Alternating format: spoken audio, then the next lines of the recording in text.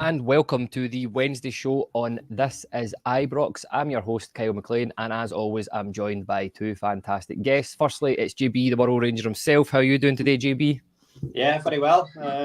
Rangers aside, life's good. But yeah, no, we'll get into it. I know, even though you were just telling us about your journey tomorrow morning to come up to go and watch the game.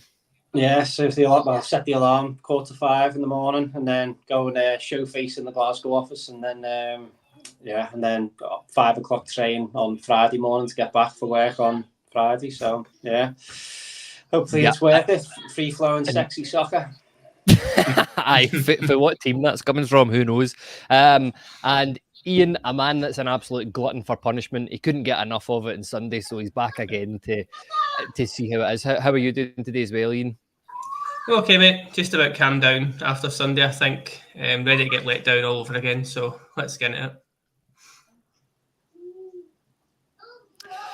Yeah, you're not joking. We'll see how tomorrow goes. But on today's show, in the wonderful world of Rangers, there's plenty to talk about, especially after such a poor result and performance at the weekend.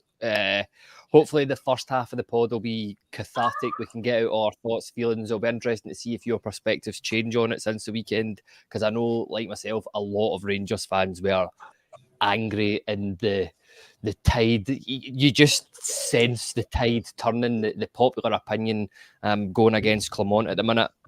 But yeah, get everybody's thoughts that are tuning in, listening for this one. We'll get into what the issues are at Rangers. We could spend the whole podcast talking about that. How do we improve this? Is Clermont going to turn it around? Do people still have belief in Clermont? How do they get it? Does he get the synergy back with the fans? Some talking points for some of the presses today. As always, when the first team's not doing so well, there's a big interest in the B team, and that was absolutely no different last night. We'll get into a couple of things from that. And then there's a small matter of Rangers facing Gigi Bacali's FCSB in the Europa League tomorrow. I just wanted to say Gigi Bacali, that was all. GB, I'll start with you.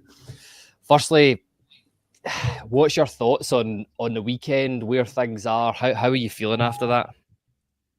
Yeah, I think it's been covered on a lot of pods. I won't make any apologise. Didn't watch Sunday's show. I very much just switched off for the last few days. Everything's gone off, so there's been nothing Rangers has passed these ears over the last few days, other than I think I took a little bit of a podcast in this morning just to try and get myself back on the horse ready for today. So I've tried to switch off as best as I can, but it was just, I think, and it's been said loads of times, the frustrating thing is, and the annoying thing is, not one of us was shocked on Sunday afternoon. I could see, don't get me wrong, there's times where you go, we go into games and we think, right, we'll fancy us tonight. We'll go for it. We'll go and stick 3 or 4 past them. I think my prediction last week was 1-0 Tav Pen, because genuinely still can't foresee anything past that I'll go, you know what, it's a good chance we'll do that. Even the pens are drying up. That's how bad things have got. So I think the fact that it's more that frustration that you've got on trying to try and pick yourself up and then try and go, right, the next game, and you go, right, is this the game that will spark back into life again? The Hibs game, Clermont's first game last season, was the game that the season sparked back into life again, and we went on that fantastic run. I just feel as if we need to do that again. So part of me's got that hope in the back of my head that if we can do that, then great, and this is going to be the time to do it, literally to the weekend. 12 months ago, because I think I've said this on most pods, the lowest I've ever been supporting Rangers, forget going down to Division 3, was coming out of the stadium in Aris. And I thought every one of them players, I think I've said this on about 7 or 8 pods now, but every one of them players I'm done with. And for them to turn it round last season and do what they done, albeit fell away at the end, disappointingly, was just frustrating in the end. But overall, there was hope. I don't think I'm quite at Aris level yet, due to the fact that there's still a long time to go, and I know that there's players there that I do think can offer something. However, the big question mark, which we're going to get into tonight, is the manager the right person to give us that spark? He just, again, I won't rant too much, but he's just so stubborn, and that is going to be his downfall. If we'd have if we'd have played on Sunday just gone there and we'd had 24 shots, we had the majority of the possession, Robbie McCrory was man of the match, you'd look at it and go, what more can we do? It's the plastic pitch, we know, but we've made the most of it. We just haven't got good enough players to beat Kilmarnock on the day. Then you go, just didn't have the quality, I should say, to finish chances. I maintain not one of the Kilmarnock players gets into the Rangers 16. So therefore, it basically means they've ran more than us. They've put more into the game. They've been more clinical, and the fact is that can't continue forever. So yeah, I've got loads of bits I want to talk through, but I won't go on too much. But yeah, that's how I'm feeling in relation to your question. A bit deflated, but like same breath, looking forward to tomorrow. No, I think you've summed up very well. I was very similar to yourself in terms of after that result, it was just shut off Rangers until pretty much this morning, a bit of last night with that B team game. But it's just that's how we're all sort of. There's that disconnect starting to happen again. It's terrible, but it's a feeling that we're familiar with under the Gio era, under the Van Bronckhorst era, and we've all had it before. And you don't want to say the writing's on the wall, but it's just once that tide of fan opinion is turned, it's really, really difficult to get it back. Iain, you were on the Sunday show.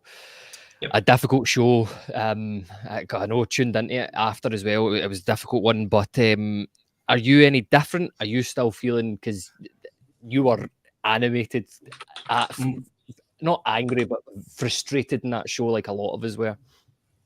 Yeah, that's one word for it anyway. I think I said to you before this went live there, I'm not sure how I'm feeling in terms of like excitement levels for tomorrow just yet. I'm still a bit like, oh, here we go again sort of thing. But a big thing for me will come an hour before kickoff when that lineup comes out, because that's where I know whether I'll be, right, there's changes here, there's difference here, let's get behind it again kind of thing.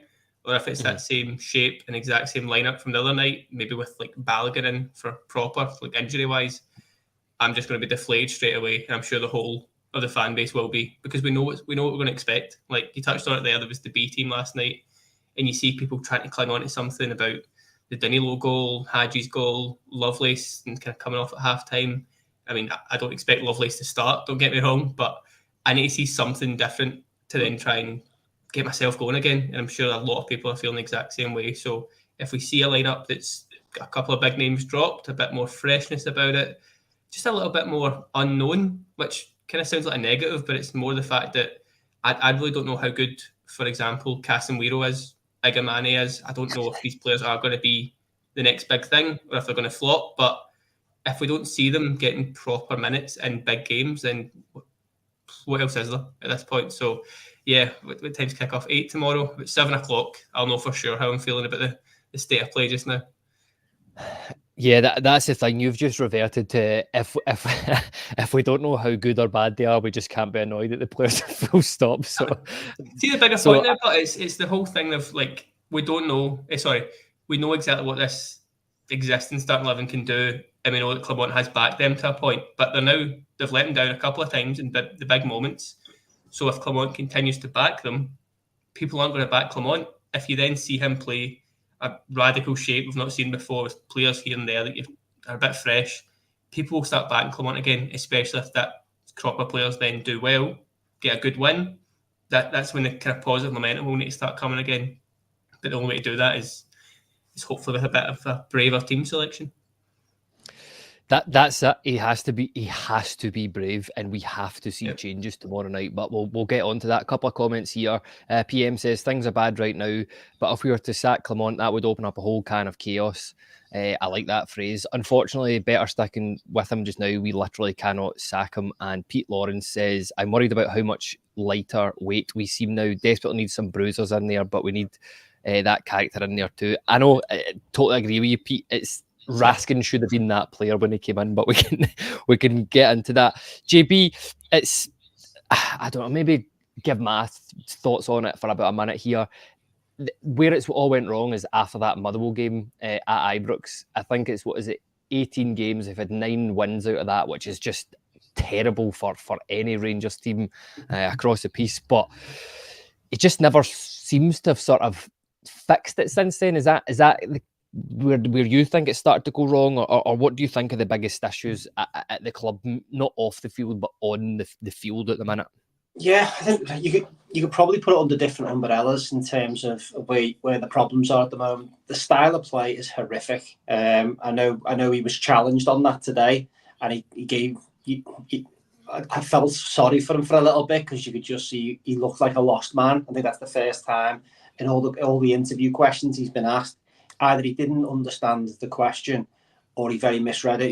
He was asked around the fans are sick of the side-to-side passes and the long balls, and he turned around, he tried to be smart and say, well, which is it? Because they're two opposite things, and the point was right, it can be both, because there's just no style whatsoever. So the style is up for debate. And Rangers fans aren't daft. As much as we say winning comes first all the time. However, we know that some of the games we've won over the last few weeks, we've been a ball head away from that not being the case. The great run of clean sheets statistically looks great. We were giving away 3-4 big chances in every single one of them games. Ross County, the 7-0 game, they had 2 chances before we went 1-0 up. And that could have been a completely different day. Now, you might turn around and go, yeah, but we won.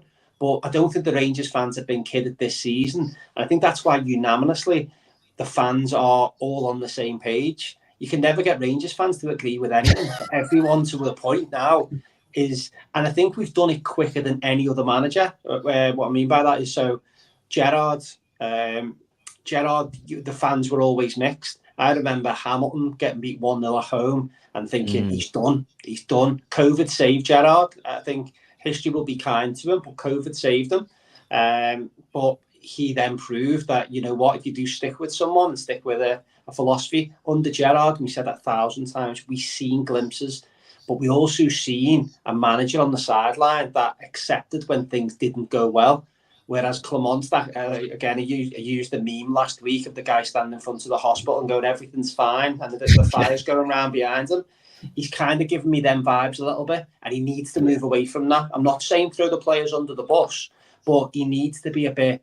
I don't think the players are going into that changing room going, they don't look arsed. Do you know what I mean? If we win, lose or draw, if you just don't look arsed. Jack Butland was the perfect example on Sunday. The ball went out to play with 10 minutes to go, and he was walking. He was literally limping to the ball, off the ball boy. Took it off the ball boy, put it down, nice and slow, nice and easy. Fucking hell. He should have been running, pushing the ball boy over, grabbing the ball and getting going again. And that's Eden Hazard style. Across the city, they're doing that at 0-0. They're doing that when they're winning 1-0, 2-0, 3-0. We do, and then the ball went out to play when we were 1-0 down. Lo and behold, Jack Butland's jumping over sponsorship boards and all sorts. There just doesn't seem to be that determination to win. And unfortunately, we've got a squad full of I think we've got a squad full of talent, but we've got a squad full of players that aren't hungry to win. And that's something that needs to be addressed quickly. You can't turn somebody into a winner, unfortunately. So I think that's something that needs to change. You've touched on the formation. That needs to change. It's a horrific formation, one, to watch, and it's a horrific formation to try and dominate domestically. Europe, I think it's fine because it's a different ball game. So approach things different. Somebody made the point earlier about physicality. Get three big centre-halves in. Throw Dujon Sterling in as a third centre-half. And then you know you're going to get pace, power, and someone that can step out with the ball from the back. Tav can't run. So get somebody else who can run. And we know that we've got a Dutch under-21 lad sitting there. The average price for Dutch under-21 players probably rocking in about 6 to 10 million. We've got a guy there that we're saying isn't good enough to play for a guy that can't even run. So there's that. And then the backroom staff just look weak as piss as well. I don't see any of them standing on the line, barking orders. Alex Ray's been brought in. And people were putting on Facebook, he showed more passion in the last, it was against Celtic when we were getting beat. He said he's the only one showing a bit of passion. Well, should be doing that every single game. I want to see him out. I want to see him roar. I want to see him getting sent to the stands. And it might give the fans a little bit of belief that, you know what, the people on the bench care because they're showing a little bit. But he just needs to get a grip and he needs to do things. I'll tell you one thing, the fans will stick to him from now to the end of the season if we don't win nothing. But we can see that he's trying things. Don't get me wrong, trying things, but performances are improving. So if we go on a 10-game winning run now, but then we lose one because it just wasn't our night, and we were unfortunately back to the team, and it just didn't get the rub of the green on the day, then fair enough, we're realistic enough. But what we can't do is win games minging, and then when we come up a game that is a little bit tricky, and then start complaining with all the excuses. 5 or 6 times in his interview today, he's talked about the plastic pitch that he doesn't want to talk about. Shut your mouth, you know what I mean? So, and another last thing, sorry, I'll stop now. So that's the whole agenda. 2 things was back to the time wasting stuff. Tavernier taking corners from the opposite side. Again, I'm going to go on with it every week until he stops doing it. You've got Bajrami on the left wing. Let him take it, because Tav's a better aerial threat than Bajrami in the box and probably takes a better corner. So let him do that. And then Diamandi, the myth, has got to stop just standing there with his hands in the air and sprint 10 yards to look for a pass. The other day, there was 3 or 4 examples. We were watching it in the club. And I said, look at him. He's just standing with his hands up behind Kilmarnock players as if to go, look at me, run into space and see what happens if it doesn't happen. But somebody did make the point that it was Chris Boyd. Maybe that's because they don't trust the Nigerian nightmare up top to hold the ball if they pass it to him. Do you know what I mean? So, go on, right, I'm done. So, yeah, that's me. Listen, I know, man. I think you made many good points here. I totally get it, especially the mentality thing of the players. I agree with you. Do we have enough winners in that squad, or people that have won stuff at other clubs? I don't think so, and which is disappointing given that how many previous managers, and Clermont especially, talking about the recruitment team, that was one of the things that they focused on was the mentality. But yeah, there are many feeling components at Rangers at the minute. Ian, the sort of next point I want to take us on to here is the away form in particular of Rangers this season. I did not realise how bad it really was, having a look at it. Away from home, Rangers have played 4 times in the league. They've won once and they've scored 1 goal. We've drawn with Hearts and obviously lost to Celtic and away as well. So yeah, what is that a thing that Rangers need to focus on? Is just changing it up in the away form? Like how do Rangers fix the away form? That's the thing that's kind of pissing me off in all this, to be honest, because we all know that's a problem. We all see that's a problem, but we're not seeing a plan B at any point. And this is basically what I touched on Sunday night all night, to be honest. It was the fact that it's the same crap over and over again. And as JB said, if we'd won that game on Sunday 3 or 4-0, we'd all be sitting shocked. Like, oh, wow, this isn't the team that I thought was turning up. I thought we'd sneak this, maybe try and just nab a goal in the counter. Malmo Ian's the example in it. Is the shot. I think I was on the pod, was it the night after, or maybe the night of Malmo, and just sitting here bemused at what I just seen. So that says a hell of a lot. Like, not as if Malmo are like a top tier team. So it says a lot. Again, tomorrow's quite similar. If we win that 3 or 4-0, obviously it's at Ibrox, so you do expect the win. But equally, I wouldn't be shocked if we bore our way to a 1-0, a 0-0 kind of thing. And it's just not good enough. And it's something I think we spoke about quite a lot in Wednesday pods about the whole leadership thing and aggression of this team. But if you look through it, there's multiple captains at previous clubs. Proper, Diomande, Suter, obviously Tav's been a captain here. Lawrence is Derby captain. Butland. It just doesn't make sense. It doesn't make any sense. These guys should all be showing their own leadership qualities. They should have saw that Celtic Aberdeen game on Saturday, saw the result coming through, and think, right, here we go. We are winning this game tomorrow. We're back in this. But as JB said, there was no drive from players, coaches, anything in that Sunday game. It was just such a boring 90 minutes, really. And that's something that I just need to see changing. And this is where obviously we touch on, and we might come on to a bit more, the whole idea of bringing in some youthful players, like a point to prove kind of thing. Lowry's not the best example because I think his mentality is always questioned, but guys like Robbie Fraser, your Igamanis, these guys who have been sitting the fringes watching the poor performances for weeks on end, they must be sitting there thinking, why am I not getting a shot here? Put me in this pitch and I'll go and do something. So if you put them on, and again, this isn't a golden formula, this could easily fall apart. These guys could come in and be just as bad, or we could lose games with them in it, but at least you're getting that second option. You're getting that bit of freshness in the team.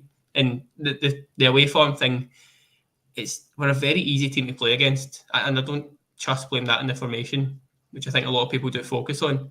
Individually, we lose so many 1v1 battles. We're a small team. We can be pushed over.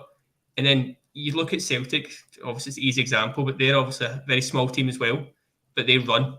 They spend 90 minutes running. We don't have pace. We don't have stamina. Tavwan is the perfect example. He can't run.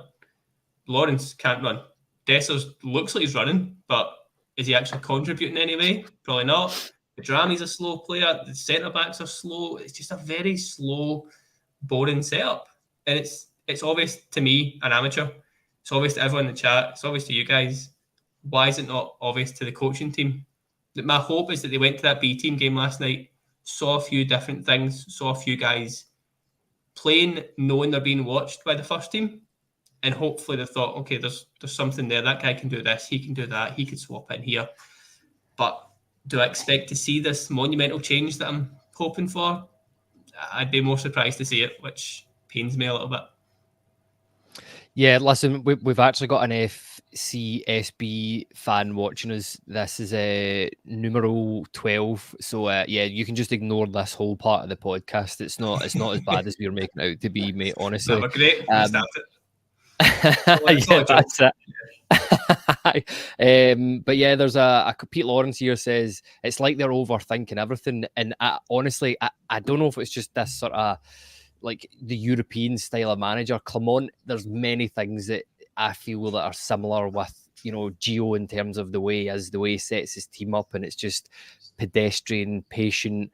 If we have to win 1-0 boring, we will win 1-0 boring, and you know, there's no. You know, after everything we heard about him coming in from Monaco, being I thought he was going to be a Claudio Ranieri type guy. We were going to be 5-2-1-3 and, you know, different formations. He was going to tinker with who was playing every week, but it just doesn't seem to have panned out that way. But listen, JB, before we got on to the sort of next part of the podcast and the press conferences and all that stuff, I'm just going to ask you a really, really simple question here. Can you see this being turned around by Clement and co? Yes. Why?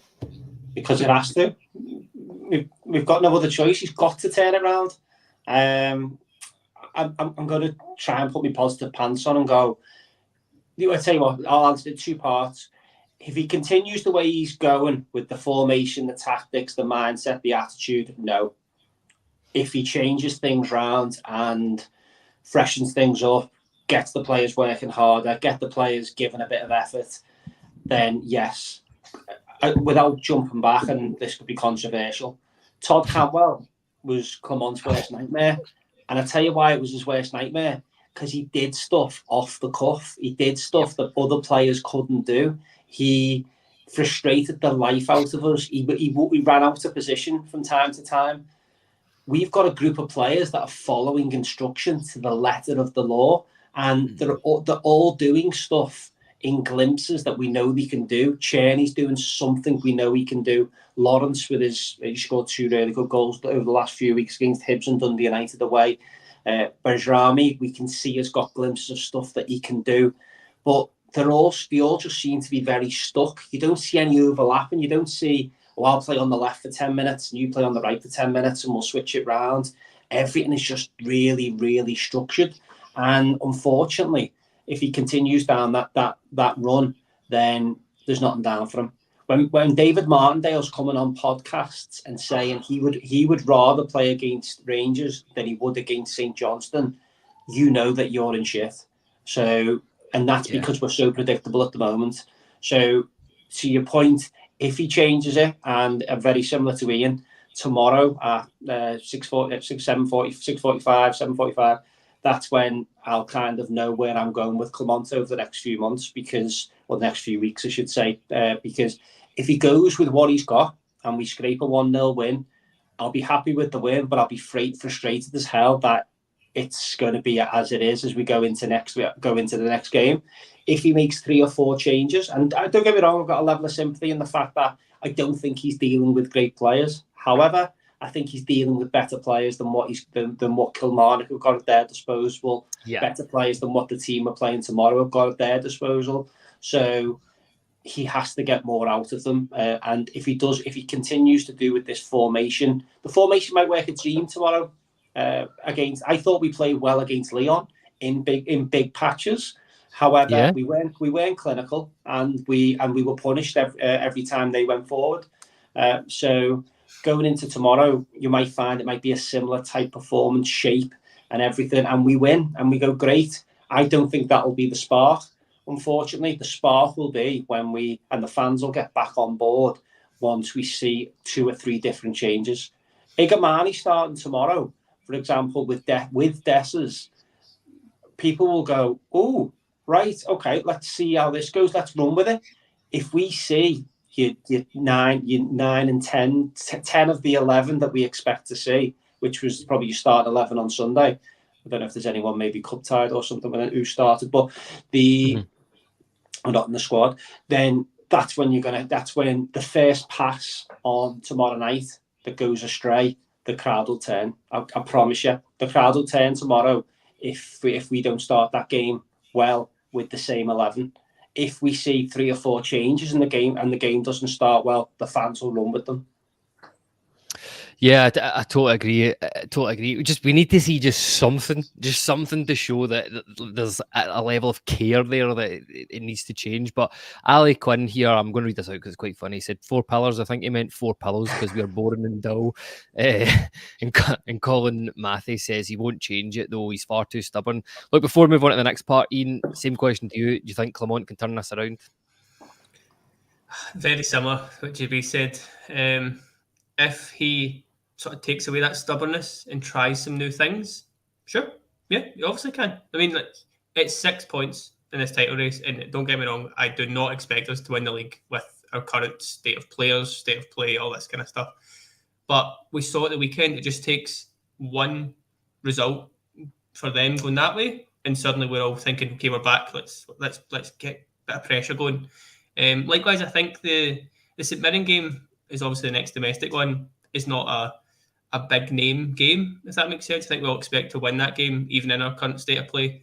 But if we do go up to Pittodrie and win that match, I think that wins a lot of people back round, because judging from the comments the other night, it was rife with people saying that Aberdeen are going to turn us around, and I can see why. Like, I do share that fear, to be honest. But that's this is the moment where it's a big game.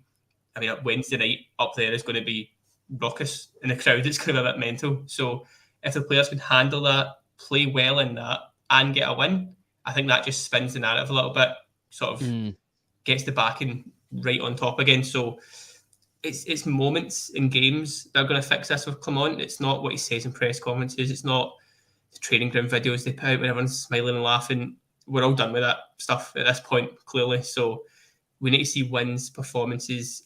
And I've said a few times in the last few pods, things like looking for baby steps and little improvements, but I think it's now a bit more than that. We need some proper substance and actual quality of play, quality of passing. Like, it sounds so basic, wanting your team to play quite well, but we haven't done that for months. So performances and results, simple as that. Listen, I totally agree with you. Do you know, for me, what's not happened at Ibrox in a long time, or anything I've been watching, is when was the last time you seen like a really, really good bit of play just getting applauded by everybody, like a pass, although it didn't, it just not necessarily getting everybody off their feet, but people are like, right, that's fine. That's a good sign that we know what we're doing here. It's been a long time since that's happened, but yeah, something needs to change in that case. Right, I'm just going to very briefly sort of talk about the Tom Lawrence press conference here, GB. Just a couple of questions from it, because I thought it was not a brutal press conference, but I felt he was actually answering some of the questions quite fairly, to be honest. Well, you can disagree with it if you want, but I thought there was one in particular where he asked, where is it? I've lost my place here. About what was missing at the weekend, to be honest with you. And his answer sort of revolved around something like he said, currently, I don't know from my point of view. On Sunday, we weren't creative enough, and I think we were too static. It was unlike us in many ways, but we need to just adjust to them games and be more dominant and quicker. The play was very lacklustre, and that can happen when you play at Rangers. So we need to make sure that doesn't happen again. A big win in Europe can galvanise the fans behind you and also get the team back on track before returning to the league. Firstly, what have you made of Tom Lawrence this season, and what do you make of what he had to say there? Do you believe him that a result tomorrow could sort of kickstart things for us?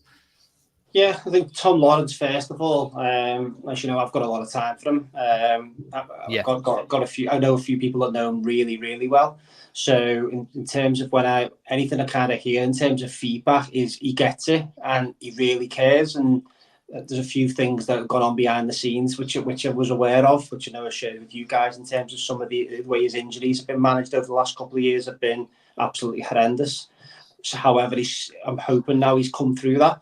In terms of his performance this season, we've seen glimpses of what he can do. I think we need to see that consistency over a handful of games just to kind of cement, okay, yeah, he has arrived.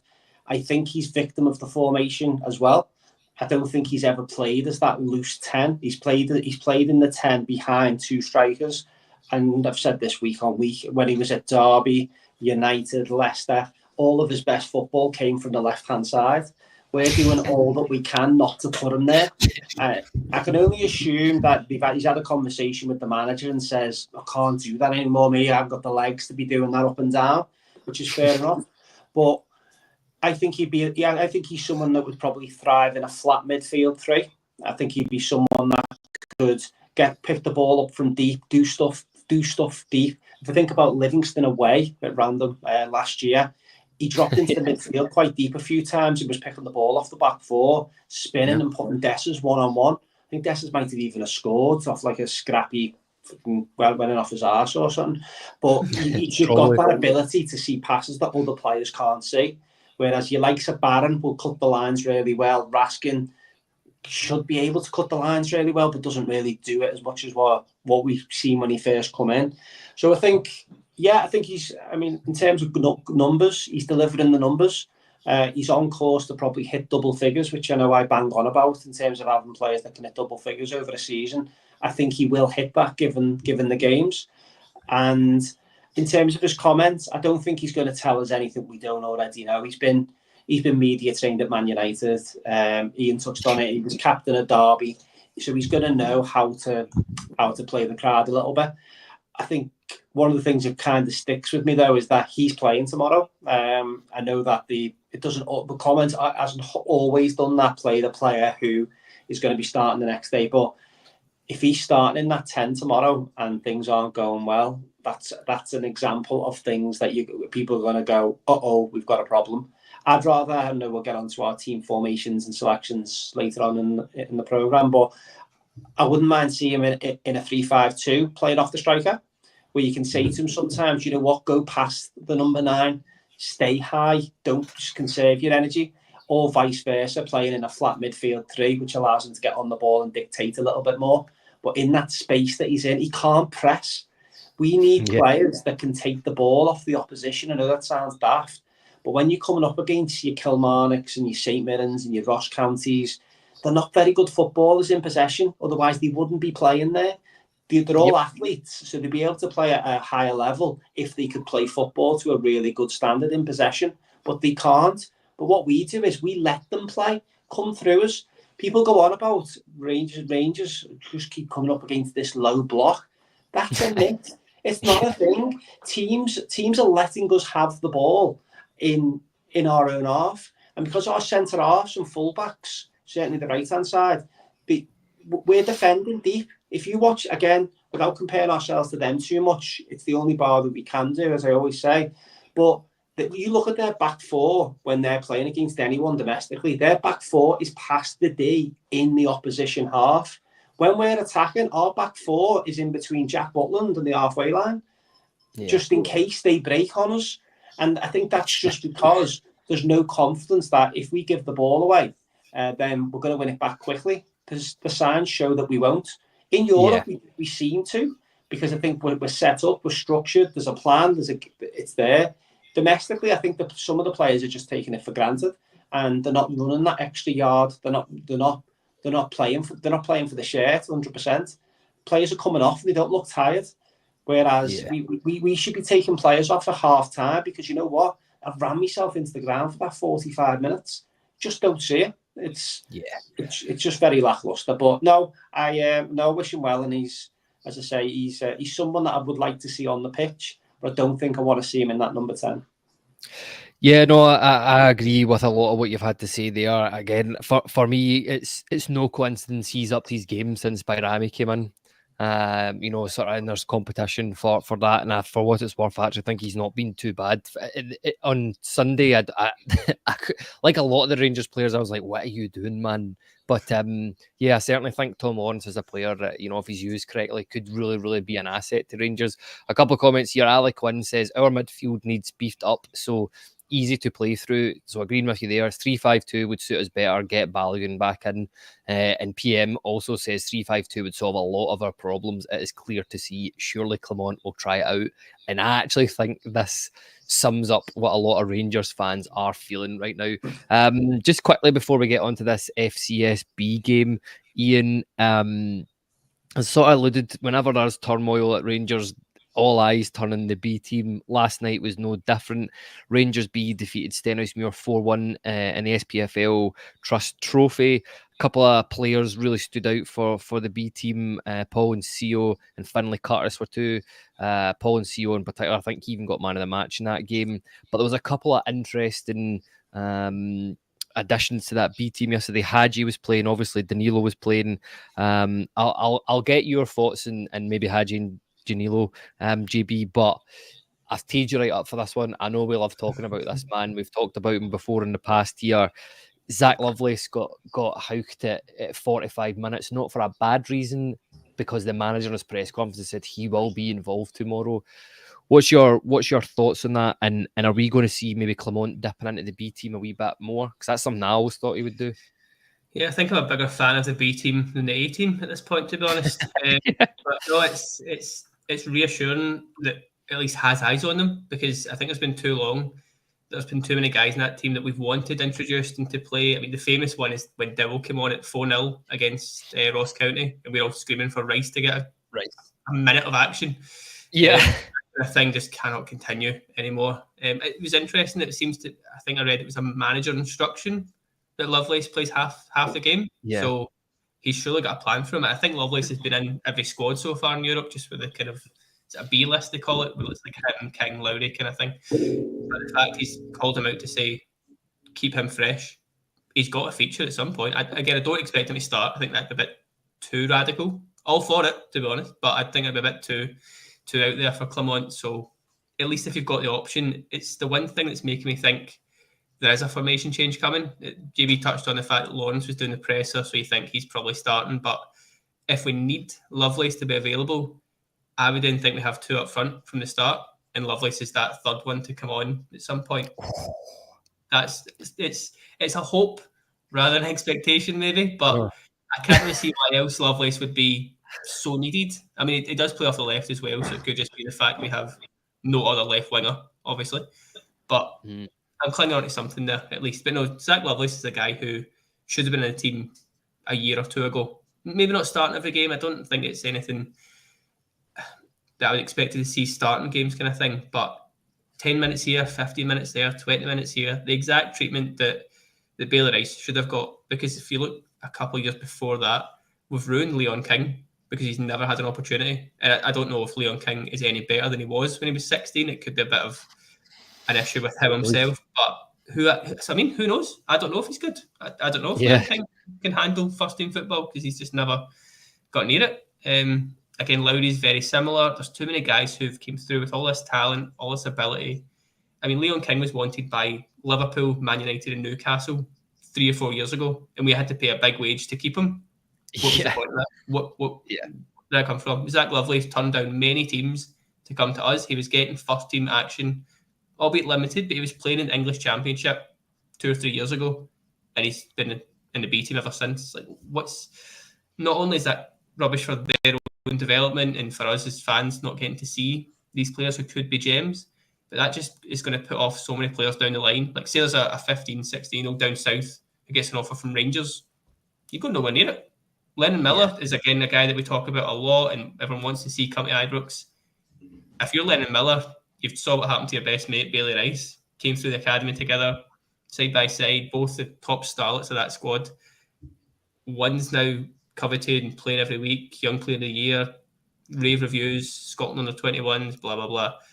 Bailey Rice is randomly featuring for the B team here and there. Like, what's going on there? It's not good enough. In the Coppin interview a few weeks ago that came out, touched on the fact we need a homegrown squad, we need younger players. We can't keep letting them either slip through or just wasting their own careers because it's just not good enough. So a big thing for me this season, if we are going to talk about the fact that it's a tough season, we've got this going on, that going on, at least some freshness from that B team can just get us going a little bit. Again, just some kind of positivity to cling on to. That's all I'm asking for. It's really not much. No, but that's it exactly. I mean, I'm sure we all. I mean, Clement's actually got quite a lot of famous quotes that I think we can all refer back to. 4 pillars, all that. We'll play in the car park. It doesn't even matter. But one that always stuck out to me was it doesn't matter if you're 17 or 37. If you're good enough, you'll play for Rangers. And I was expecting to see a lot more of our academy players featuring, especially when we were, a few goals up and subbing them on. But I don't know, who knows? None of us can figure out what Clement's thinking. He might have taken one look in the academy and just went, nah. But he's alluded before in the past about Zach Lovelace, and he's finally back after what was a horrible injury. So yeah, it'll be interesting to see. Look, again, just before we move on, JB, I think it'd be remiss of me not to talk about this. I'm not asking if he's going to be like solve the striking crisis up front, but see, just having another body to rotate and just takes Dessers out the firing line every now and again. How important do you think having Danilo back will be? Yeah, very important. If he stays fit, is the caveat. There's the bingo ticket solved. That's it. Yep. Yes. Someone's just called House. I think he's the new Kemar Roof until he shows otherwise. It does feel very. It is slight defence. They've all been big injuries, so it's not. But with Roof, I think it was very much calf injuries or hip injuries. It was this, that. Whereas, I mean, he was unlucky with the head knock initially. The injury picked up away at Hearts, and then by all accounts, the last injury they picked up was a bit of a freak. But that's what we were told, as opposed to anything else. I did like the fact that Coppin addressed it a couple of weeks ago and said when we brought him, had no injury history. There was scans and everything, all looked good. I'd like to think we done our homework on him, so we would have had the best of medicals. We had plenty of time with him last year as well, so we were able to look at his recovery, Cortez. But in terms of Danilo, he's got just what we need. He'll get himself into goal scoring positions. Dessers, there was one on Sunday where we broke down the right, I can't remember whether it was Czerny, and someone flashed one across the box, and somehow Dessers is anticipating this might go out for a throw-in on the opposite side, as opposed to being in the 6-yard box. And it was almost a case of, and again, I've got to jump back to them because it's the only kind of level, but if that was an Aberdeen or a Celtic, they'd have had Kyogo in the penalty box looking for the tap-in, and they'd have had Maeda or someone flying in from the left-hand side. We throw a ball across, and Dessers is running to try and keep it in for a throw-in instead of thinking, you know what, I could have a tap-in here. Serial Dessers has probably scored 2 or 3 tap-ins in the time he's been at Rangers because he doesn't get himself into goal-scoring positions.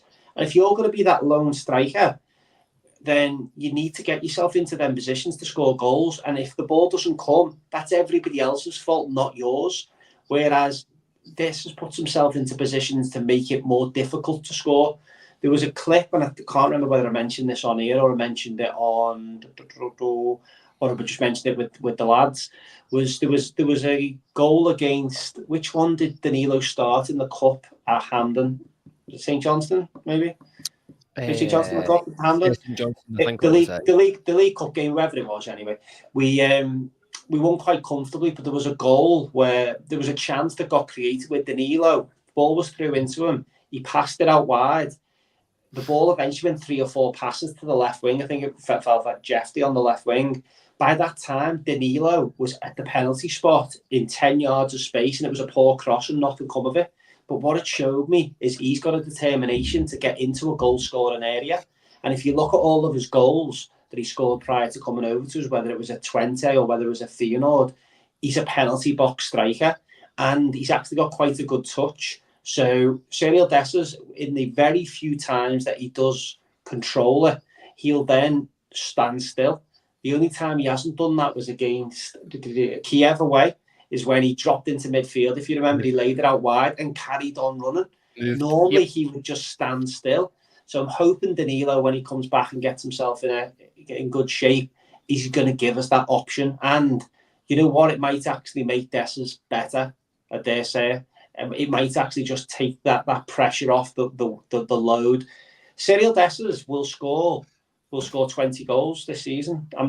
He will. Do you know what I mean? However, what he won't do, he won't score in the games where you need to put a game to bed or a 1-0. He'll score your goals where he'll score the third, or he might score the first, but then absolutely disappear. And when you need that second one, that's when you need it. Especially if we're going to keep running with one goal scorer in the team. It's all right having Cherny and Bajrami and Lawrence in behind, because in theory, the brain says, well, they'll all chip in, they'll all get goals. However, they're not hungry for goals. You give them three the option. Would you rather create a goal or score a goal? These seem like the type of guys that would say, I'd be just as happy to create one. Whereas if you ask a Dessers or a Shankland, or is another one for the bingo, or a Defoe, they'd rather I scored. Some of these, I want a striker that would say, I'd rather we drew 2-2 and I scored 2 than we win 5-0 and I don't score.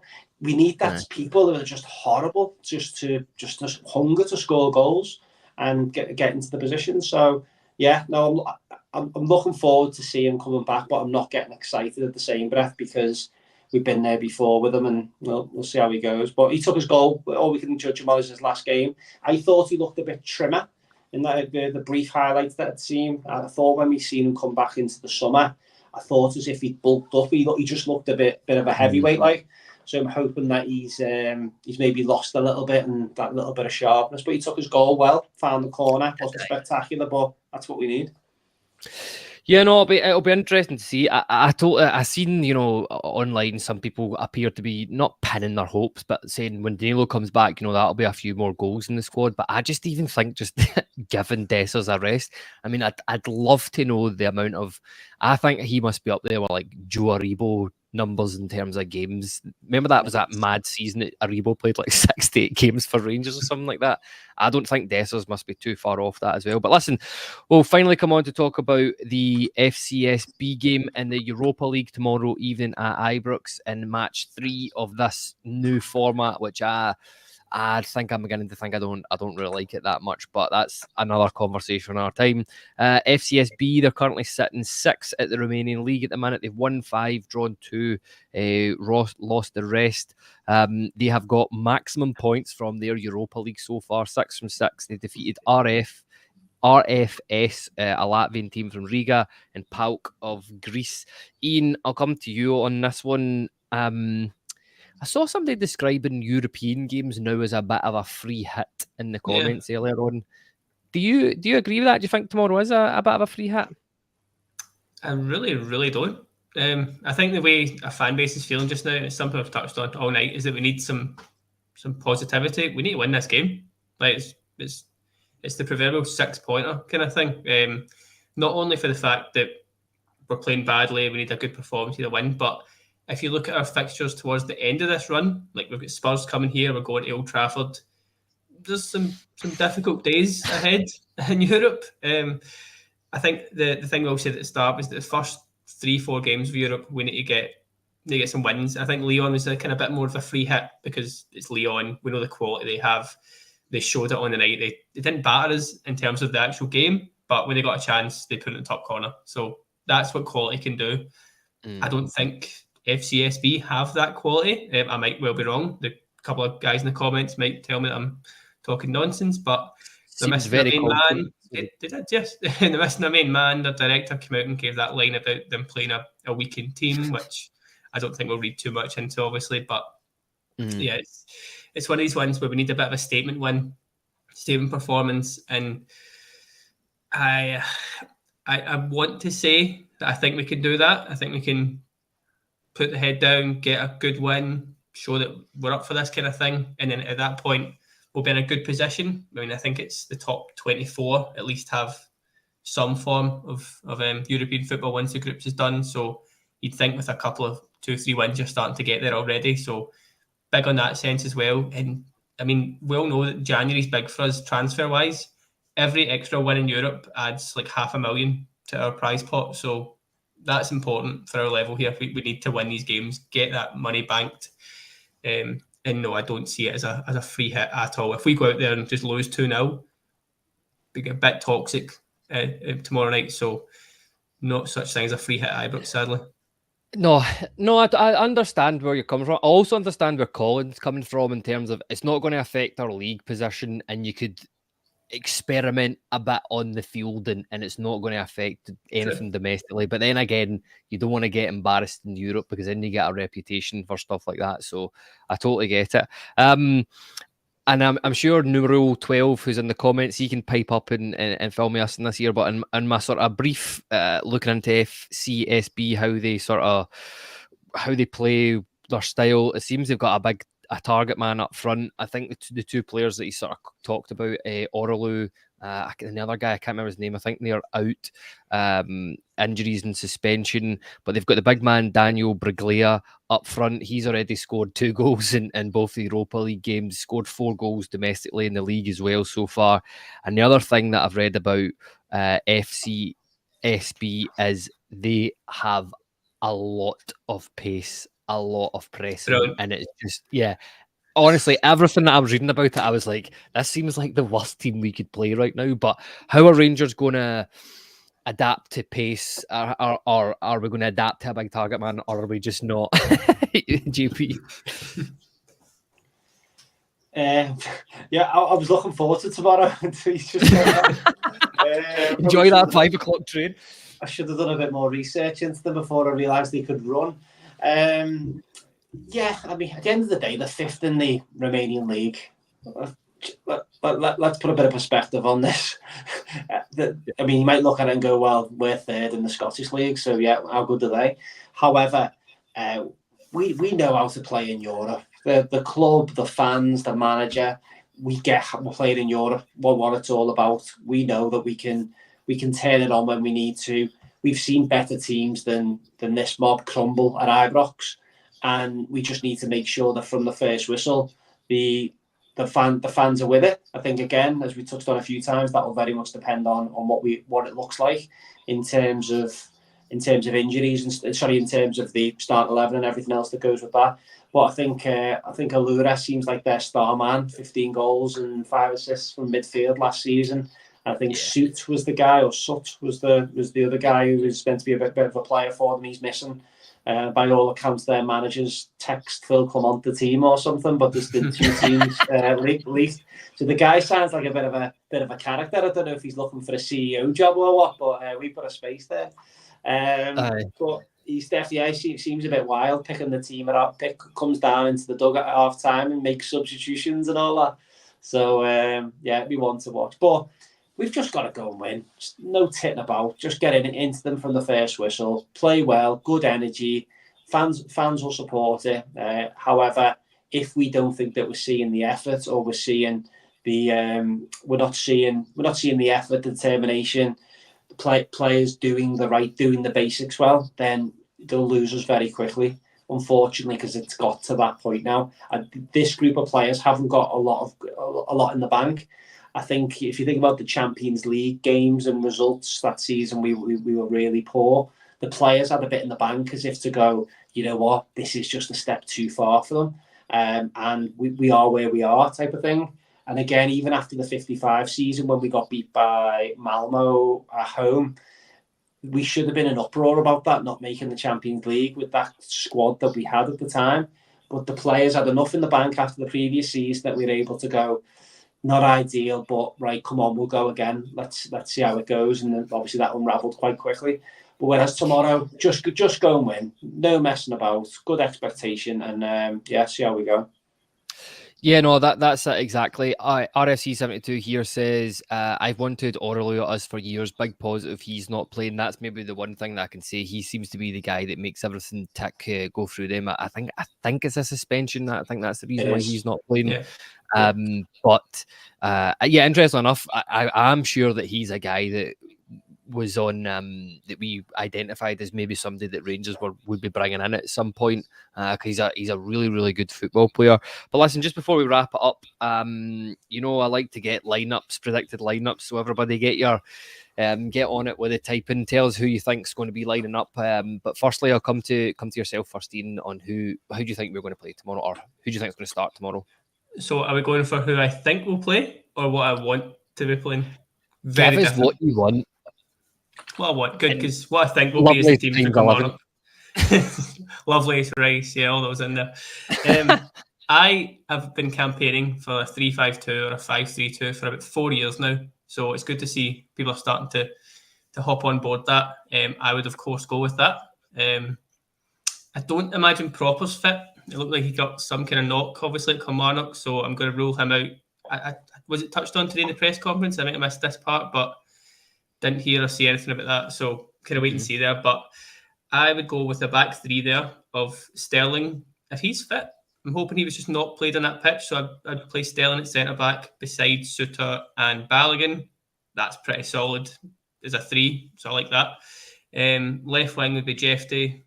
Right wing, Casemiro. Again, I don't want to see Tav anymore. Bit of a bold one. Again, would be a bit of a shock, but that's the kind of shock that I want to see. It's something that's a statement kind of thing. So that's my back five. I'd then have Diomande beside Barron with Badrami in front of them. Again, wouldn't be too bothered if that was Lawrence, to be honest, because I think he has been good this season. So again, it's an ideal scenario there because you can have an hour or 70 minutes of Badrami and then bring on Lawrence. I think that's where he could be at his best. So that's my sort of midfield three. And then Igamane beside Dessers, two up front, then Lovelace to come on and score the hat-trick at the end. So it's a very bold team. It's a very unrealistic team, I think I need to say.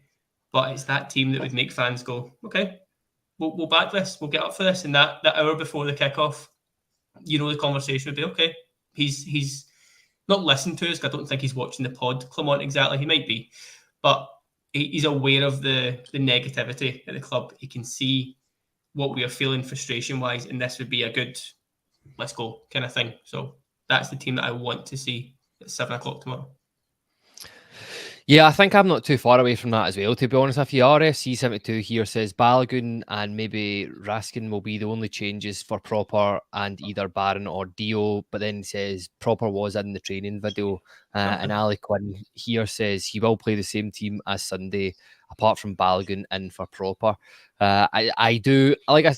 I'm maybe not as negative as other Rangers supporters are on Robin Proper. I think he's, again, not as good as Philip Lander, but that's the sort of style of player he is. I worry about the pace tomorrow in Robin Proper. But JB, what's your lineup for tomorrow?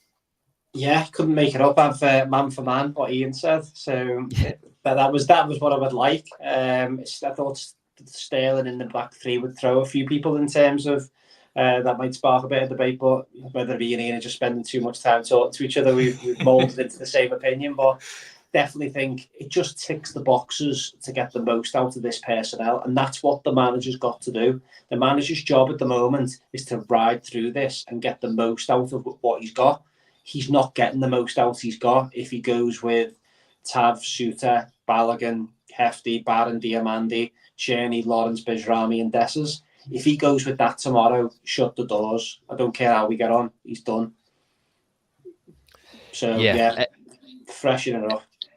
Yeah, no, totally agree with you both there. It has to freshen it up, and I agree. I would love to see Sterling, involved tomorrow at some point. It's in the midfield. If it's in the midfield or if it's in the defence, I'm not too bothered. But the player that I think I would really like to see tomorrow night, which is crazy given that he's on loan, is Casemiro. I just think we have to, and it's not Tav bashing or anything like that. I just think it's too far this season. But listen, just again, before we wrap it up, I get a score prediction off you both. Iain.